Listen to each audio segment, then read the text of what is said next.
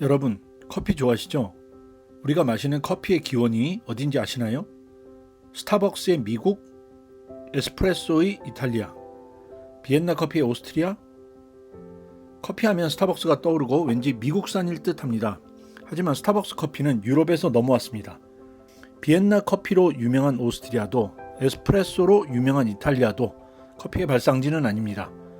유럽의 정치를 풍길 것 같은 커피는 이슬람인들의 음료였습니다. 초기 유럽에 들어온 커피는 지금처럼 각광을 받지 못했습니다. 검은색에 그저 쓴 음료였죠. 각성이 필요한 이슬람 수도사들에게 인기가 있었습니다. 그런데 각성제인 이슬람의 커피는 어떤 경로로 세계적인 음료가 될 수 있었을까요? 이번 주제는 커피를 지리적 관점에서 다루어 보겠습니다. 러시아, 우크라이나 전쟁과 이스라엘과 하마스의 전쟁, 그리고 이란과 이스라엘의 무력 공격으로 연일 걱정이 많은 때입니다.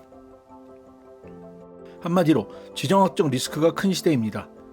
잠시 지정학적 걱정을 내려놓고 지리와 관련해 좀 편한 이야기를 해볼까 합니다. 잠시 마음의 짐을 내려놓고 커피 한잔 하시면서 시작해 보겠습니다. 커피, 세계를 지배한 음료. 세계는 커피를 얼마나 많이 마실까요? 2022년 기준 전세계 커피 소비량은 13,180톤입니다. 어느 정도인지 잘 모르시겠죠? 커피는 60kg 포대로 판매됩니다. 석유가 오크통을 의미하는 배럴 단위로 판매하듯이 커피는 60kg 포대를 단위로 판매합니다. 그래서 1년에 1억 7,030만 포대를 소비했습니다. 너무 수치가 커서 감이 잘 안 오시죠? 2022년 전세계 인구는 80억 명에 달합니다. 80억 명이 1년에 1인당 152잔의 커피를 마셨습니다. 어마어마한 양이죠. 커피가 지구를 지배한다고 해도 과언이 아니죠. 한국인은 2023년 기준으로 1인당 405잔의 커피를 마셨습니다. 세계 평균인 152잔의 2배 이상의 커피를 마셨습니다. 전 세계에서 가장 커피를 많이 소비하는 국가인 미국은 1인당 318잔을 마십니다. 3억 명이 넘으니 그 양 또한 어마어마하죠.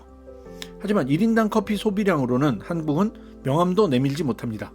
2008년부터 1위를 지켜온 핀란드는 1년에 12kg을 넘게 마십니다. 잔으로 환산하면 1560잔이 넘습니다. 하루 4.2잔 꼴입니다. 7위까지 국가들은 단 것 같습니다. 2위 노르웨이는 9.9kg, 3위 아이슬란드는 9kg, 4위 덴마크는 8.7kg, 5위 네덜란드는 8.4kg, 6위 스웨덴은 8.2kg, 7위 스위스는 7.9kg을 마십니다. 한국인이 2.91kg을 마시는 것과 비교하면 모두 2배 이상을 마십니다. 이들 국가의 커피에 대한 선호도 높겠지만 위도가 높아서 추운 지역이라는 지리적 위치도 영향을 미칩니다. 추운 지방에서 아침에 마시는 따뜻한 커피는 한국인에게는 국밥 같은 역할을 하겠죠. 세계를 지배한 커피는 시장도 커지고 있습니다. 2023년 전세계 커피 시장 규모는 1,131억 5천만 달러에 달합니다. 2022년보다 9%가 성장한 것입니다. 커피 업계에서는 2027년까지 연평균 4.3%씩 성장해서 1,331억 5,700만 달러로 확대될 것으로 예상하고 있습니다. 미국이 2022년 수입한 자동차 액수가 1,683억 달러입니다. 한국이 2022년 수출한 자동차 총 액수가 500억 불이니 커피 시장의 규모가 어느 정도 큰지 알 수 있겠죠. 커피는 어디서 처음 나왔나? 인구는 적지만 유럽이 압도적으로 커피를 많이 마십니다. 미국은 커피 시장의 3분의 1 정도를 차지합니다. 이렇다 보니 커피하면 미국이나 유럽이 떠오릅니다. 하지만 커피는 아프리카의 에티오피아가 원산지입니다. 에티오피아에서 야생에서 자라던 커피가 9세기경부터는 재배되기 시작했습니다. 커피 명칭과 관련해 에티오피아의 카파 지역에서 커피 명칭이 나왔다고 추정되기도 합니다. 또 커피 기원과 관련해 850년경 한 목동이 양들이 열매를 먹고 흥분하는 것을 본 것이 시작이라는 설도 있습니다. 외진 땅인 에티오피아의 커피는 어떻게 다른 지역까지 퍼지게 되었을까요? 지도에서 에티오피아를 찾아봅시다. 에티오피아는 아프리카의 동부에 있습니다. 바로 오른쪽으로 예멘이 있습니다. 지금도 예멘 반군으로 유명한 이 지역은 상업 중심지였습니다. 모카항이 유명하죠. 610년 무함메드가 창시한 이슬람교가 아프리카로 퍼지기 시작했습니다. 따라서 종교가 퍼지면서 상인들은 커피를 상업이 발전한 예멘으로 가져온 것입니다. 이슬람은 술을 금지했습니다. 기독교가 예수님의 피라고 하며 와인을 숭상한 데 반해 이슬람은 기도와 명상을 강조했습니다. 각성 효과가 강한 커피는 이슬람에게 가와이라고도 불렸습니다. 이 말은 잠을 쫓다는 의미입니다. 요즘도 잠이 올 때 카페인 가득한 커피를 마시는 것처럼 이슬람 수도사를 중심으로 커피의 인기가 높아졌습니다. 예멘의 항구 도시 모카를 중심으로 커피 수출이 활발해졌습니다. 지금도 항구 명칭 모카는 모카 커피로 커피를 대표하기도 합니다. 유럽으로 건너간 커피. 유럽이 와인을 사랑했다면 이슬람은 커피를 사랑했습니다. 기독교의 유럽은 와인이 주는 맛과 취기를 즐겼습니다. 반면 이슬람은 각성을 즐겼습니다. 종교적인 이유로 두 세계는 다른 지향점을 추구한 것이죠. 그런데 한국은 저녁엔 와인을 즐기고 아침에 커피로 각성합니다. 두 문화를 통합하는 걸까요? 다시 이야기로 돌아가죠. 이슬람의 세력이 확대되었습니다. 오스만 제국의 국력이 성장하면서 터키의 문화가 유럽에도 퍼지기 시작했습니다. 특히 이탈리아 상인들은 이슬람과 유럽을 연결했습니다. 셰익스피어 작품에 자주 등장하는 베네치아 상인들은 1600년 초 이슬람의 커피를 베네치아에 가지고 왔습니다. 하지만 처음부터 커피가 인기가 있었던 것은 아니었습니다.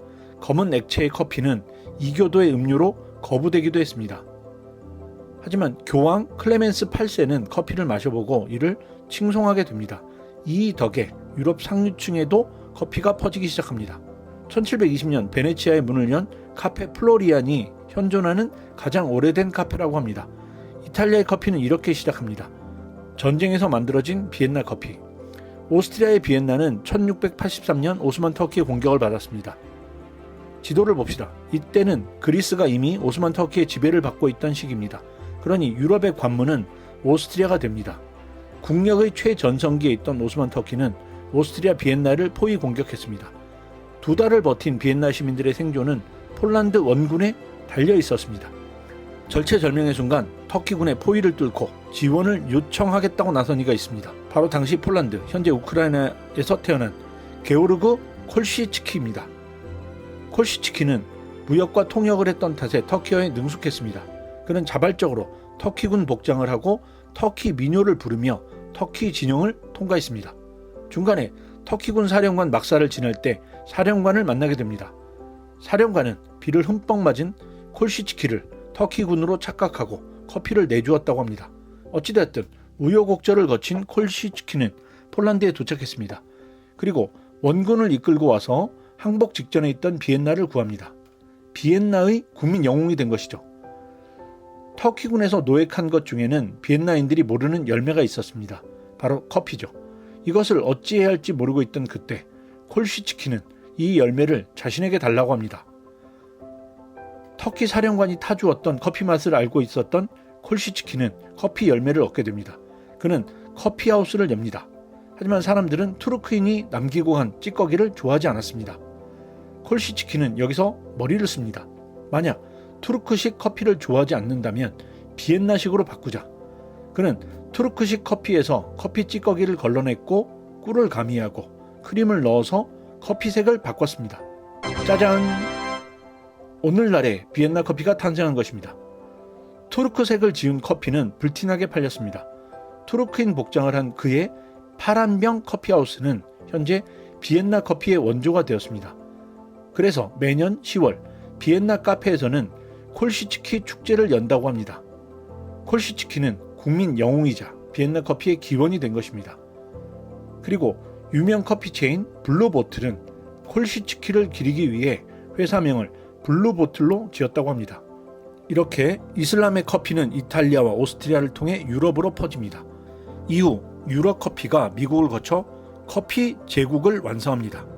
다음 시간에는 커피의 생산 지역인 커피 벨트와 공정무역에 대해 살펴보겠습니다. 그리고 스타벅스에 대한 이야기도 해보죠. 구독과 좋아요를 눌러주시면 미국과 한국 지정학의 이해를 높이는 수준 높은 컨텐츠를 제작하는 데 큰 힘이 됩니다.